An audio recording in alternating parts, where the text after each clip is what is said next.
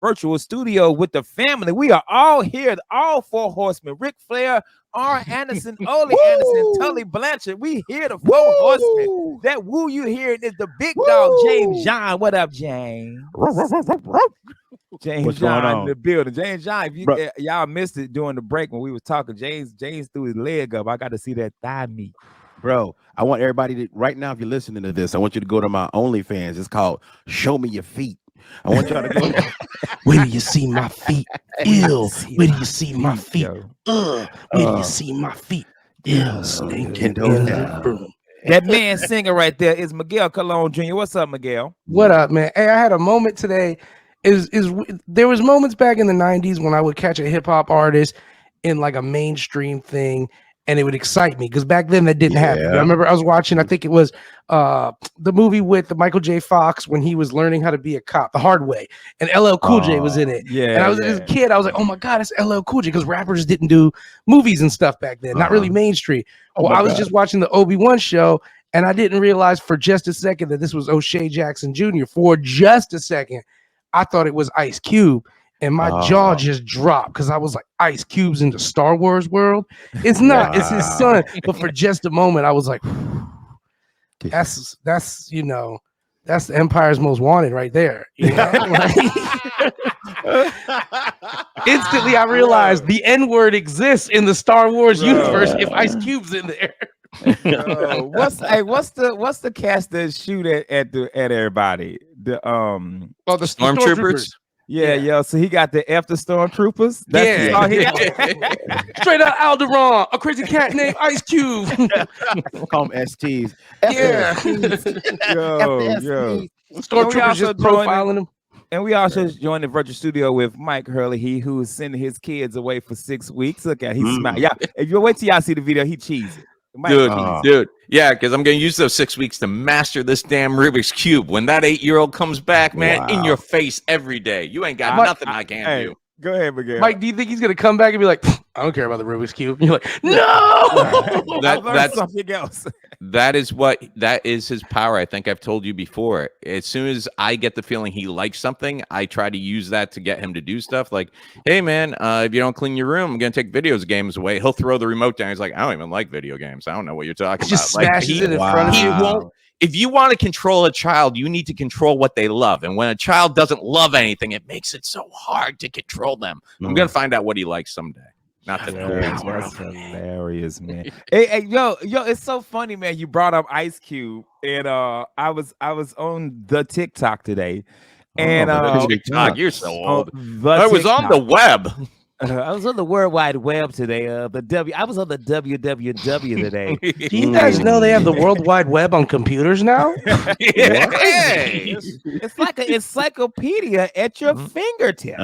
She's full of more racism and misogyny. I leave AOL, but they remember my password for me. So there's that. That's exactly why I stick with it, bro. But my boy Dwayne posted this video of Ice Cube, and Ice Cube was at all of that. Performing We Be Clubbing. I just saw that. Dwayne just posted that. Yeah. And I laughed about it because I remember when Next was on all that singing Too Close. Which is like super crying. Bro, the hard on song. Yeah. So what made me laugh about it, James, is you gotta think, right? Most of these kids that was at that event had to be between 12 and 15, right? Had to be, yeah. You know, R. Kelly kept begging to be on the show. I'll do it for free. I'll do it for free. You ain't got to pay me, son. You ain't got to pay me nothing. I'll bring my own bunk beds. Wait, what? Put me in the green room where the bathroom's broken. That's not even a problem. I don't need a bathroom. I need a kiddie pool, and I need people to mind their effing business. That's all I need. What song is R. Kelly doing at all that? What song would he do? My mind's telling me no. The law. He's sitting there holding Keenan and Kel's hands, like y'all could join me on this one. This one got either that one. He's doing Aaliyah's "Age Ain't Nothing But a Number." He's doing her somebody else song. My lawyer's telling me no. Oh my goodness, this might be the show, man. But my parents, I laughed at it because I figure those guys gotta be in their 30s, late 30s now. You think those kids Every got to be kid late who was there and 30s? all that. Like You think Keenan. so? and That, stuff I'm like not that? no, I'm talking about that was on stage dancing and stuff while Ice Cube was Oh, doing those BB kids? Club. Yeah, because I think I was out. I think all that came out at the same time. I was the age of everybody and all that.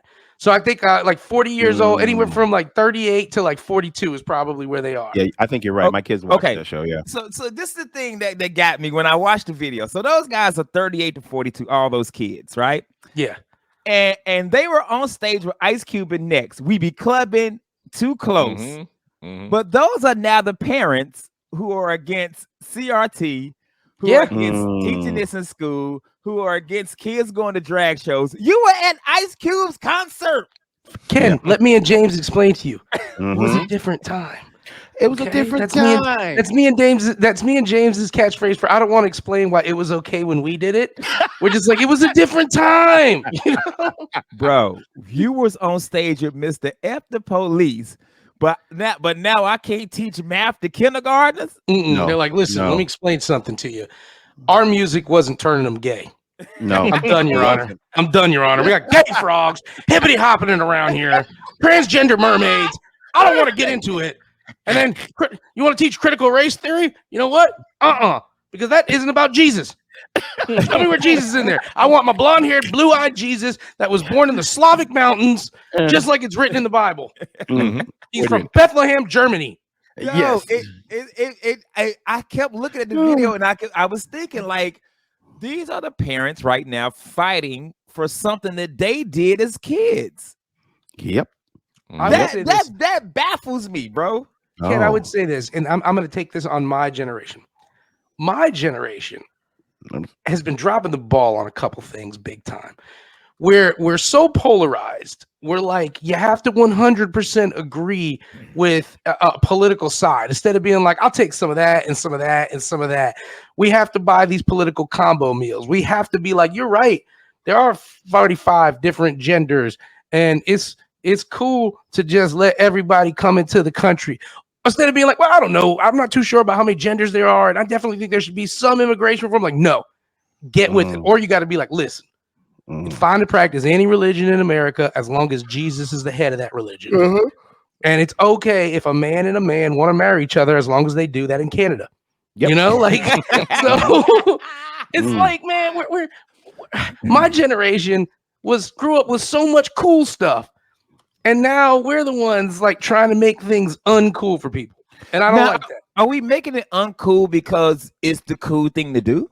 I think somewhat. I would say that somewhat, Ken. You think that, Mike? You think our people our age who vote and who are super loud on Facebook, are we doing it because it's that's now the cool thing to do? Is to disagree with the other party or I'm gonna push my agenda? No, I think it just goes strictly back to we can justify our lives by always going, oh, we were never that bad because we've always been in control of ourselves. So even when it looked risky, we had it under control. And that's just the level our kids are at now. They're like, they're not taking any of this stuff too seriously. They're just kids being kids. The music is the same crappy music we listen to, just a different generation. Mike, did you get so many people tell you how we never had bad music on our generation all the time? Yeah. Oh yeah, I openly admit there's CDs still in my case. Now I'm like, man, I can't believe I paid $19.99 for that. Where my homies? Bad song. I still listen to the Offspring though. You can't make me stop. Not gonna. You can't have a problem with the Offspring because every song sounds the same. So if you like that song, you're good. It's like you're gonna like the next one, bro. Let me if you tell like you something, Offspring, man. You're gonna love Nickelback, bro. I love Nickelback, but look. That was Jersey that said that, by the way. That's a worst man. I love Nickelback. I can't lie. I love them. They come on. I'm like, yeah, this is my jam. Yeah, I'm always shocked because I'm like, I always think back to my childhood and the stuff that I did and my friends did and the stuff that we watched. And I'm like, and I'm 45. So I know the people who are against it got to be my age or maybe a little older. You can't tell me. Like if you're in the 70s, like you grew up in like free, like just sex. Everybody was just having. There was one STD back then. It was curable with cranberry juice. Yo, if you in the 80s, you was either doing crack cocaine or you was dealing crack cocaine. Yeah. You know what I'm saying? In the 90s, all of us was in the Luke video. It was a different time. It was a different time. but of a sudden everything that we put our kids through is bad all of a sudden? Yes. That's Come exactly on, what we're man. telling you, man. Weed Come is on, bad. We man. should all eat gluten-free. Yeah. Can't eat Meat is animals bad. We no should be more. vegan. Mm-mm. No, vegan. Come on. How do you think a man. horse would feel about it if he ate a horse? I don't know. I don't eat horses. I eat chicken. And they're happy with it, I think. I look at pictures, they're having a blast. We're having a blast. I don't just know. feel like if it's against what you believe, you can't change. Like I went back and forth with somebody about this whole gas prices. I remember when gas had went down with Obama, and I jokingly said, "Thanks, Obama." And they were like, "Oh, the president don't do gas. That ain't got nothing to do with the president." Now gas is up. Everybody, the president need to do something about gas. No. They take it a step further. If you go to certain pumps, they got Biden sticker next to it. It says, "I did this," and it's pointing next to the gas price. As a comedian, I'm always like, "That's great." That's you know, that's hilarious, man. Oh, that's great. That ain't too bad. Nobody ever blames the president of Wawa. You know what I'm saying? No. Like everybody's after the president of the United States all the time. They're like, president of president. I'm like, Exxon. let me talk to OPEC.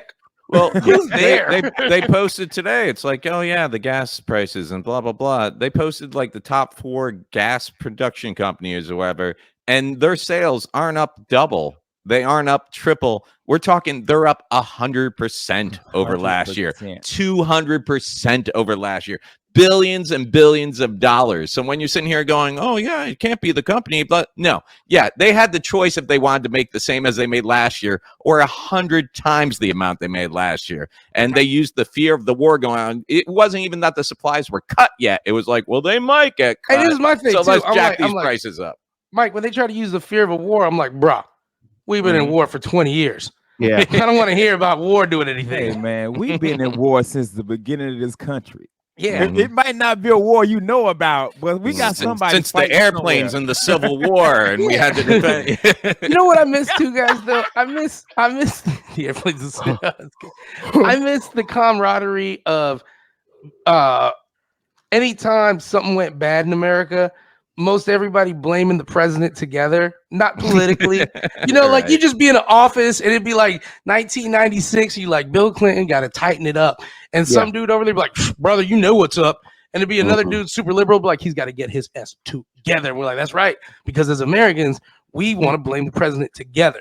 But we got to a point where now there's president worship, and people are like I know people. Hey, I'm pretty liberal in my voting, but you know, like I know people who are like.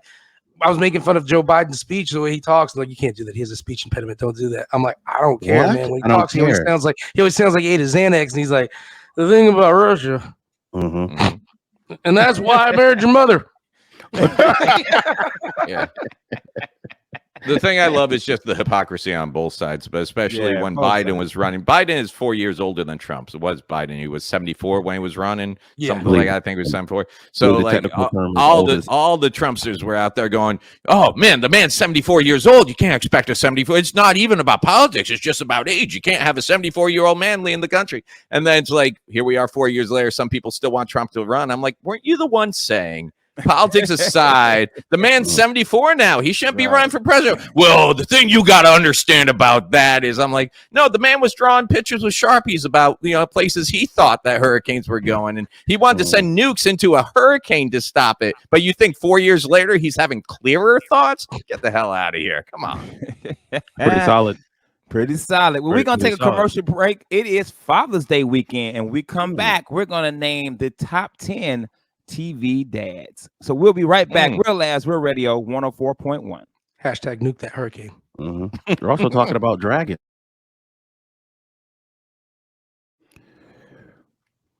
We're back. Real Labs on Real Radio 104.1. And remember, we're your nightcap of comedy. So check this out, guys. Please go and follow us on Instagram, Facebook, and on YouTube. Go subscribe to our page. I try to make sure I post all of our full shows every week. If you miss any of these shows, you want to listen to them in podcast format, please go to iHeart and search Real Labs. If you watch the show tonight, you'll get to see that Mike actually just solved the Rubik's Cube. Congratulations. He is showing us. So make sure you go. I got to go wake my kid up. Hang on. I'm Ken Miller. I'm in the Big tonight, joined by Mike Hurley, James John, and Miguel Colon. Jr. Now, I am a father. Mike is a father. James is a father. Miguel may have some children out there that he does not know about. He has traveled the world. It is Father's Day weekend, and a lot of us, well, mainly myself, I grew up without a father. I knew what my father was. I just, I didn't grow up with him. So a lot of times when you grow up like that, you find a dad on a movie or TV. You and me, Ken. I think it's just you and me on the show. Yeah, just me and you. Yeah, I knew Miguel dad was there because he hates me now because I got Bubba Lou's clothes. You find a dad on TV, you know what I'm saying, that becomes your father. Yes. So I decided to look up the top 10 TV dads of all time. And then after I name this list, I will let you guys go ahead and say who is your my number TV one dad. TV dad too. Mine too. Yeah, I know mine. The funny thing about this list, Bill Cosby is not on it. Yeah, it's a new list, Ken. It's a new list. Yeah. He is not. He is not on it. He is not on it. So here we go. These are the top 10. Now it's 33 dads on this list, but I'm only going to give the top 10. Yeah, okay. They did the top 3. They did the 33 best dads of all time TV dads, but I'm on it. James going to do the top 10. Do the top 10. All right, number 1 from Full House. Danny Tanner. Danny Tanner is number 1. Yeah, that's the number 2 best dad on TV. Is that how it's ranked, or just number 1? Ranked. He's ranked. This is ranked right now. He's number 1 ranked. That's whack. Number 2, Julius from Everybody Hates Chris. He's cool, but he ain't number 2. Yeah, my favorite. No, okay, not even. I've never seen the episode of Everybody Hates Chris. That's a great show. Julius is a fun dad, but he ain't. I'll have to binge it, but yeah. All right, number 3. I don't know if you guys watched this show. This Is Us. Jack Pearson. I know of it, but I don't know the dad. I know that jumps in time. The guy who plays Jack Pearson, he was from Heroes, Save the Children, to save the So number 4, who is my favorite, would be Uncle Phil. That's my favorite. Uncle Phil is number 4. Mine's not Uncle Phil. He's my second favorite. Number 5, I never watched this show. I don't know if you guys watched it. Parks and Recreation. Ron Swanson. Okay, number 5. Very funny. He's cool, but he's not here's the thing with Ron Swanson. His being a dad hasn't have much to do with the show. At one point, he becomes a dad. A ready-made dad. Yeah. Like he walks into a ready-made family. Yeah. But fatherhood isn't a big part of the show or the character. No. So I think that's kind of whack. All right. Well, he's a dope person, though. Number 6, Michael Kyle from My Wife and Kids, played by Damon Wayans. That's number 6. Man, number 7. Wow. I didn't watch Riverdale. Fred Andrews, played by Luke Perry. Yeah, I'm officially protesting this list because my guy has not been mentioned yet, and he's number 1 in my book. Okay, number 8, Phil Dunphy from Modern Family.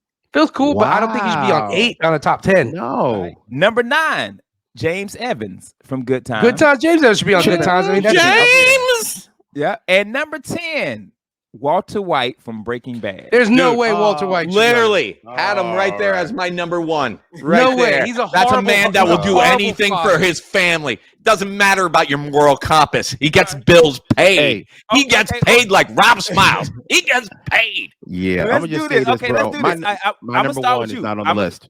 I'm gonna start with you, James, because you said you fighting this list. I'm gonna start with you, James. And when you tell me who it is, I'll check the list and see if they're on the list and if they made it. So who you got, James? First off, I just gotta say Uncle Phil is my number 2. Everybody love Uncle Phil, man. He took a kid in from Philadelphia and took him to his own house and tried to give him a good upbringing. Love Uncle Phil. But my number 1, just because of there are certain episodes that still resonate with me, would be Carl Winslow from Family Matters. And he made that list. Carl Winslow on this list is okay. He was on this list. All right, maybe he didn't make the list. That's an injustice. Carl Winslow could definitely lie. He made number 27. Wow, I think that's he's under the dad from Smart Guy.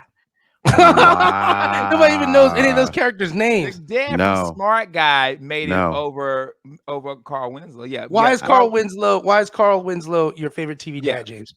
Well, I identify a lot with the fact that he was a cop because my mom was both father and mother, and she definitely was a cop. There's a couple episodes that happened when Eddie was driving through a neighborhood that was predominantly white. Oh man, and that's on Facebook a lot. That's a great episode. I love that episode. Yeah, absolutely. But also, I know that one episode from The Fresh Prince when he said, "Why don't he want me?"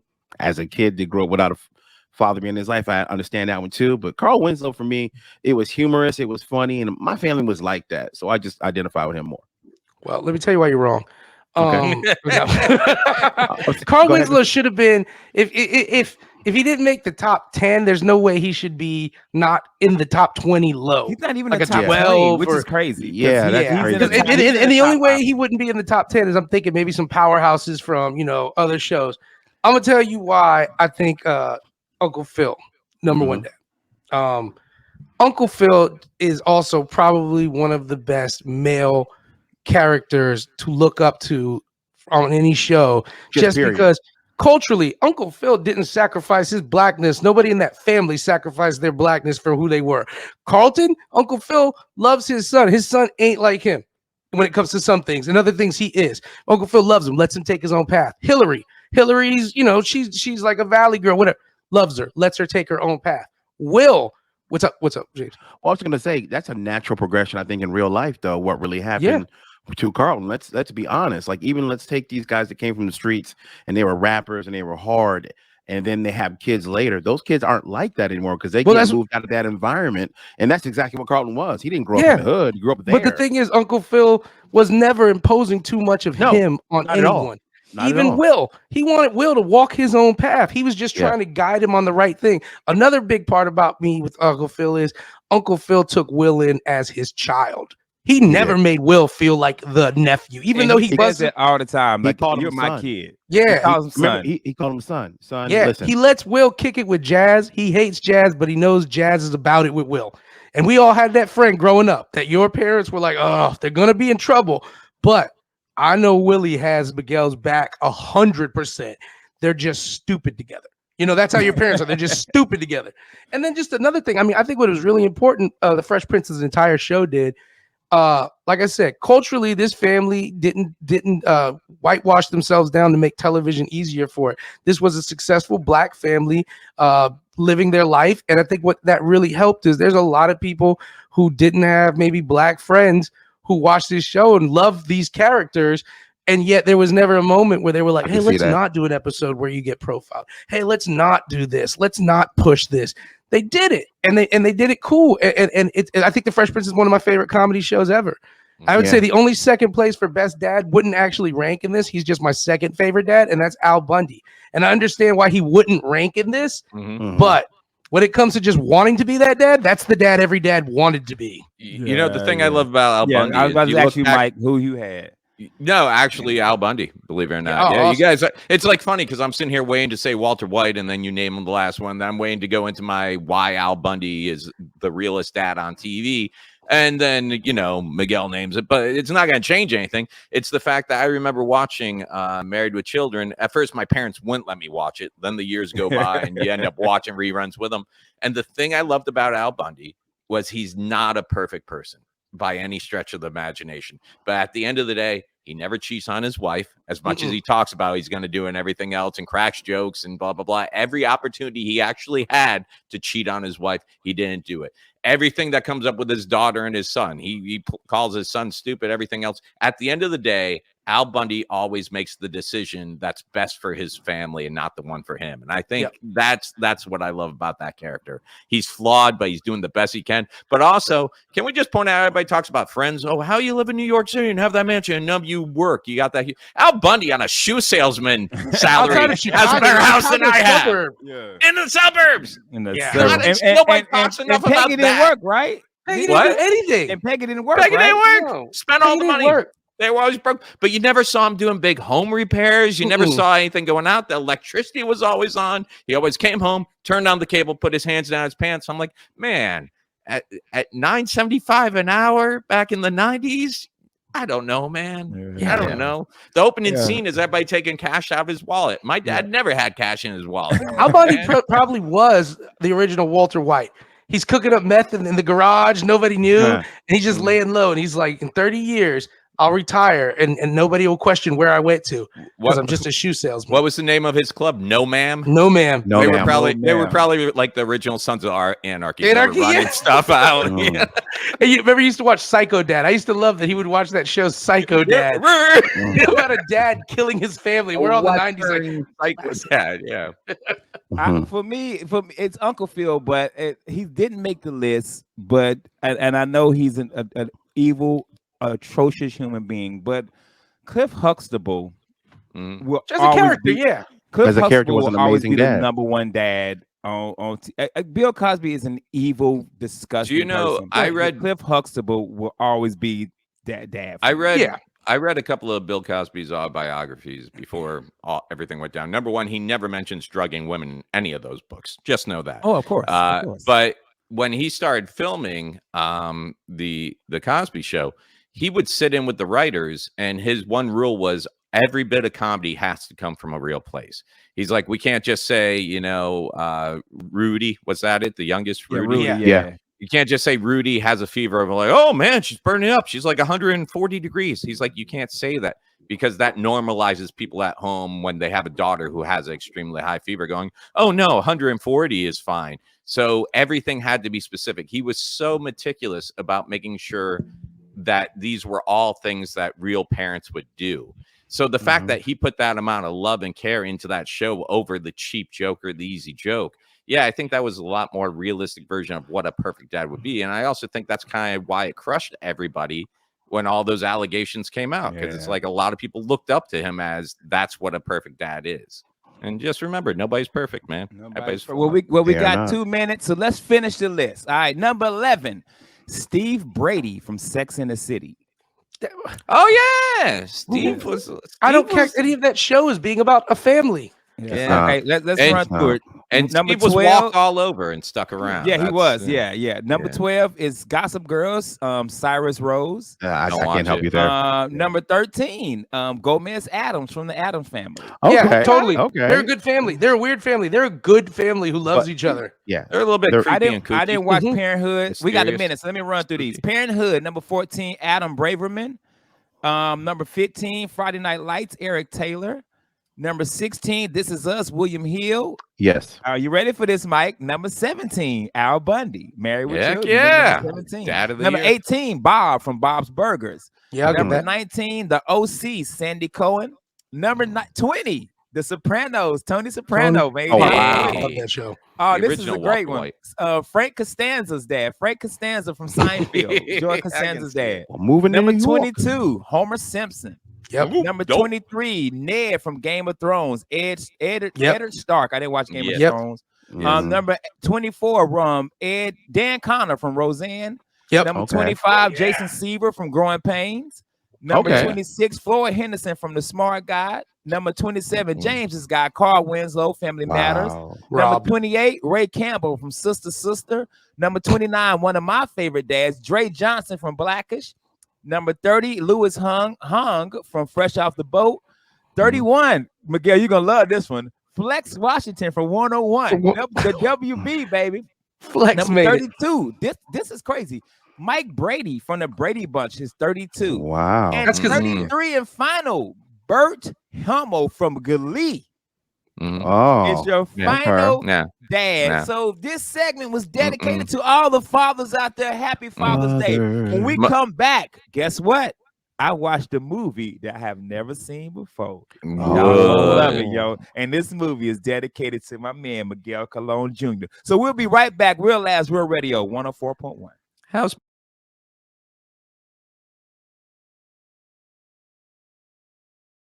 Real Labs, Real Radio 104.1. And remember, we're your nightcap of comedy. Guys, if you missed any of our shows, please go to iHeartMedia, search Real Labs, and download our podcast. If you want to see these beautiful ass faces, go to YouTube, and you can go to YouTube and see us, man. Check us out. We fine. We look good. I got gray in my beard, baby. I got gray in my beard, man. Make sure you go to IG and Facebook, and please like, follow, and subscribe, and send us messages. And if you come to shows, let us know, man. Mike had a guy come to a show, and I've had people come to shows like, we listen to the show, we always joke and say we ain't got but 4 listeners, and every time, James, somebody walks with me like, hey, I'm one of your 4 listeners. Yep. They always do that. So if you listening to the show, hit us up in our inbox or come just hang out and talk to us, buy us a drink. We appreciate it. I'm joined in the virtual studio with Miguel Colon Jr., James John, and Mike Hurley. Now, when we got on this show, me and Mike, a couple of years ago, and we decided to each do our own nights. James used to be the main host, and we decided every night we were going to host. And I used to do Son James on Thursday. I don't know if you remember. I do remember old because school I movie was the night. guy telling you to watch movies because you would tell me old school I've movie never night. seen this. Yeah. So right now, I'm in a predicament that I can't share with y'all until August the 1st. But I'm home. I'm home, and I get to watch movies. And my wife has a list of movies. Every time I see something, I'm like, I ain't never seen that. My wife writes the movie down. So this weekend, Miguel, I watched Carlito's Way. Oh, Benny Blanco from the Bronx. Oh, Al Pacino. I watched Carlito's Way, and one thing I loved about it, that's Jay-Z whole CD. Yeah, that's his old CD. Now you get it. I'm Big time. Oh, you think you're big time? You want to talk to me? I was so excited Yeah. in the pool hall. Yeah. When he was like, with the, Okay, I'm reloaded. It's like if you play Pink Floyd at the start of Wizard of Oz. You can do the same thing with that movie. Dude, once he did that, James, I was into the movie. yeah. I was into the movie. That's actually from only built 2 Cuban links. No, 4 Cuban links. no. Okay, I'm that's reloaded. That's on It's in a Jay-Z's Jay-Z album. song. It's Jay-Z and Biggie. You're right. Brooklyn's Finest. Brooklyn's Finest. I'm Yeah. thinking of James, go take a lap. Take a lap. I know. You're tired. You know what? I'll see myself out. You're absolutely right about that, man. I'll go see myself out. But he's like, I'm thinking okay, about when it goes. I'm reloaded. There's no coke. There's no coke. Here comes the pain. Yeah, that is Bro, that yeah. Jay-Z. I should have known that. Sorry. Enjoyed this movie. It's a great I- movie. Good movie. And you know me, when I watch an old movie, I'm like, ugh. Yeah. When you watch a movie from the 90s in 2022, Yeah. you're like, ugh. But I actually enjoyed it. One, I enjoyed it because of the hip hop reference with the Jay-Z sub. 2, what nationality is Al Pacino? It's Italian. Italian. How does he play a Puerto Rican and a Cuban and a Mexican? And He nails it. Because he I was gonna say he does Because he's doesn't been do it acting well. since the 70s, back when we understood actors could play different I'll roles say- I'll outside tell their you this, races too. and character. Because he's an actor from New York. So he's like Puerto Rican, Jewish guy, nailed it. Black guy, got it. Mexican, I'm gonna need to read up. You know, Yeah. he killed it. Carlito Brigante's so good. He's so He's here's so the good. thing too. He's so subtle. When his nephew's telling him he's selling drugs, oh, that's no good. You know, like all his thing, or when he's talking to the judge, and not like 10 years, like Your Honor thought. I've been reinvigorated, rejuvenated, but not incarcerated. The other thing, though, Miguel, to the end, and this is one of my wife's favorite movies. She said she watched the movie 100 times. Oh, We didn't notice to the end that the lawyer was Sean Penn. yeah, that's Sean Penn.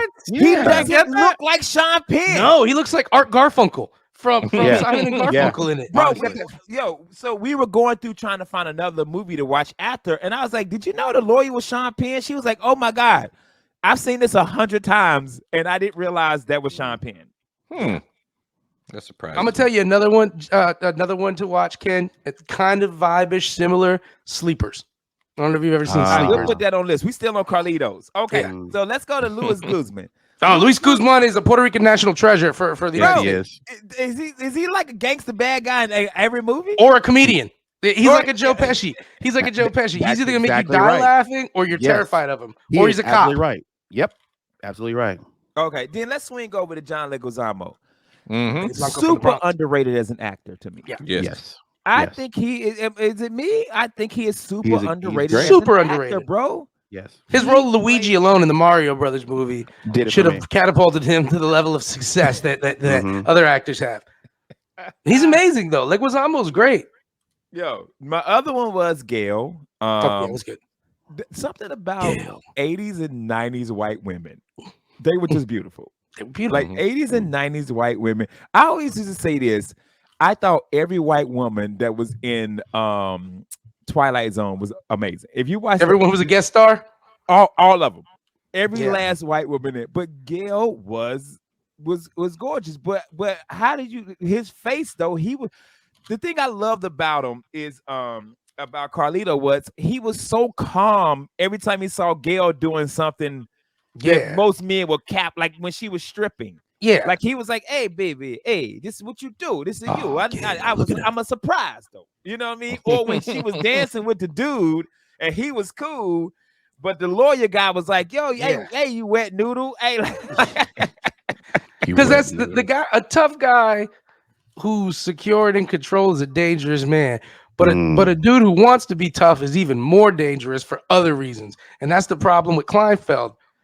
Oh, Danny Kleinfeld used to keep a tire iron under his car. Was afraid back then. He ain't afraid no more. That's the narrating. The narrating was the best show, and I always watch TV or movies with the subtitles on. Me too. It was like, so it says like Carlito thinking. Yeah, that's funny. Where are we going for dinner? Night's closed. It's like, just keep talking, baby. That was the whole Jay-Z. Oh my god.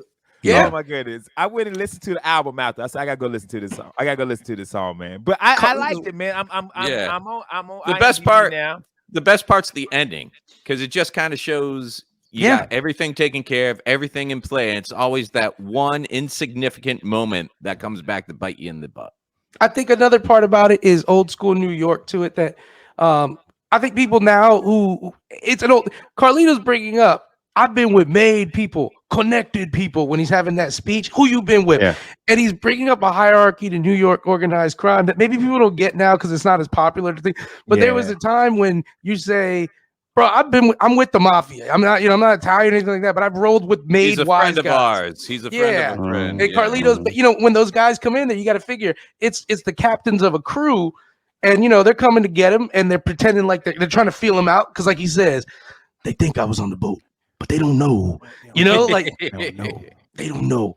But they're telling stories about how Carlito. They're like, I thought he was Italian. But if you ever want an Italian guy to give you the greatest compliment that they think they're ever given, it's like this Ken Miller. I didn't even know. I thought he was Italian, Sicilian or something, baked in the oven a little too long. Should have seen him do the tarantella. I came to his house. He was making scarabouche. I was like, this guy. Is that your Dean Napolitano impression? Yeah, that's pretty spot on. That's my teeth. The ending was good. The ending was great for me because the betrayal. I like when he's like, "You want me to come with you?" No, you stay here. You can stay here with him. Boom. Boom. Stay here with him. And I love Luis Guzman. It's got like 3 voices, and in this one he used like whiny Luis Guzman. You don't even know Carlito got down the street a couple days, Black Harlem. This kid gets shotgunned to death, Poppy. I don't know. This kid's his animals nowadays. I don't know. I'm like, oh, that's Luis Guzman voice too. Dude, I figured at the end they knew he was on the boat because he was moving like he was. Yeah, he was like, he was trying to get out of there. When Buddy stole his money out the safe. Oh yeah, and he was like, "Where the money at?" I didn't think you were coming back. Yeah. Did you know who was in the wheelchair? Who was in the wheelchair? Viggo Mortensen. Viggo Mortensen. Yeah. Which, by the way, he had an accent. Yeah, he's Puerto Rican in that. He's playing a Puerto Rican. They don't cast Puerto Ricans. They're like, hey, we're doing a movie in New York about Puerto Ricans. Oh, we'll never be able to find one here. Yeah, not there. Let's get Viggo Mortensen. Bro, which he's another character. I didn't realize it was him. Yeah. So we were going through the credits trying to find something else to watch. I'm like, yo, Viggo Mortensen was the dude in the wheelchair. Another character was the DA. Oh, yeah. He's in everything. Yeah, he plays like a lawyer or a politician in like every movie. He's one of them typecast dudes. Like, hey man, we need a lawyer. Hey man, let's get the dude that played the DA. Carlito's way. But the only thing that upset me that it ended the whole movie, the only thing that upset me, why Puff Daddy go make a Carlito's way? Because man, the Jay-Z album. The streets were like, we need it. Yeah, the Carlito's way, like the Revenge or something. It's like the prequel. Yeah, it was like Carlito's Rise to. Oh yeah. Why, bro? First of all, it got Puffy and Mario Van Peebles in it. Right. Oh, 2 amazing black dudes. Mario's pretty good. Mario does good work. Man. Right then, yo. Once I saw Puffy, Puffy a gangster in music. Yeah. But come on. But number 2. But if you watch his videos, he always wanted to be an actor by his in the 90s. Yeah. He act like he didn't have Pac killed. Yeah. Hey man, hey, I've said this on this show and I will say it again, bro. Puffy killed Pac and Suge killed Biggie. I will go to the grave believing that. It's always going to be Puffy killed Pac, Suge had Biggie killed. I'm there. Hey, if you listening right now and you disagree, remember I'm Jersey. I want to find out it was all organized by Kirk Franklin. You know, it's just like what my people say. We got to do this for God's people. That's right. GP, are you with me? So that was the movie for me. I watched that movie and I thoroughly enjoyed it. And so next up, I'm either going to do Jungle Fever or Mo Better Blues. I'm gonna tell you this: you haven't Mo Better watched Blues. Jungle. You've never seen Jungle Fever? This is the thing, Mike. With me, I've never seen the movie from beginning to end. I've caught movies and I've caught bits and pieces of it. So if you ask me a movie, more than likely I've never seen it from the start to the end of it. Got you. So Jungle Fever and Mo Better Blues. I thought you still had to watch Top Gun. I finished Top Gun. I watched Top Gun. I love Top Gun. Okay, yeah, I was. I love. Don't you love? I did Top Gun, James. If you go back and look at, we did. Oh, Top yeah, that's Gun. right. I remember. I love at the end, cover. Ken, when they're like, "Hey, man, you guys who just graduated Top Gun school, cool. We need you for this mission. You just graduated. You're fresh out of basic training. Let's drop him in Iraq. Exactly. I don't got a captain that's sitting in Germany right now itching for this Top Gun graduate from 5 years ago. But wasn't that the thing? Weren't they already like the best of the best, and then they were going there just to see who was the best of the best? Weren't they already like trained fighter pilots? They were all fighter pilots, but they were going to Top Gun school, which is like, okay, now we're gonna make you the best fighter pilot. Oh, I thought it was they were already the best, and they wanted to see the best of the Which best. also, here's a side one. Watch Iron Eagle if you've never seen that. Lou Gossett Jr. Yeah. And there's an Iron Eagle too because they didn't learn the first time. Yeah, you're right. There's an Iron Eagle too. Yeah, watch Iron Eagle, Ken. That's a great one. I think I may have seen Iron Eagle. If I start watching, I'm like, oh, I remember this movie. But we got to get up out of here. James, where you at this weekend, blood? I got a private event on Saturday, charity event in Melbourne. But please follow me on all social media, James Young. Wild Win.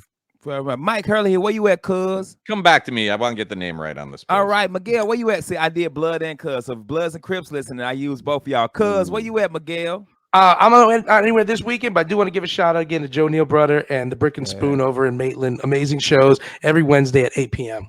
Bro, seriously, go check out the food. Oh my God, Very bro, cool. Them chicken tenders, bro, with the biscuit and French fries. And my wife can't eat it because she can't eat shellfish, and they cook everything in the same grease. Same fryer, bro. Yeah. And now I can't eat shellfish either, but I ate them chicken tenders with Benadryl right after.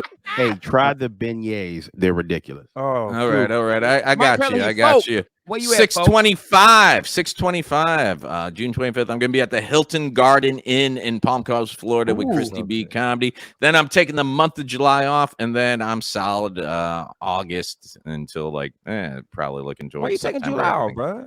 I always take July off because I never know what's going on with the kids. If I'm going to fly up, spend some time in New York, I get a week off from the TV studio. So it's just one of those. I leave July open so that I don't have to cancel anything. June is for me. I take June. It's always been a month. I get out in June.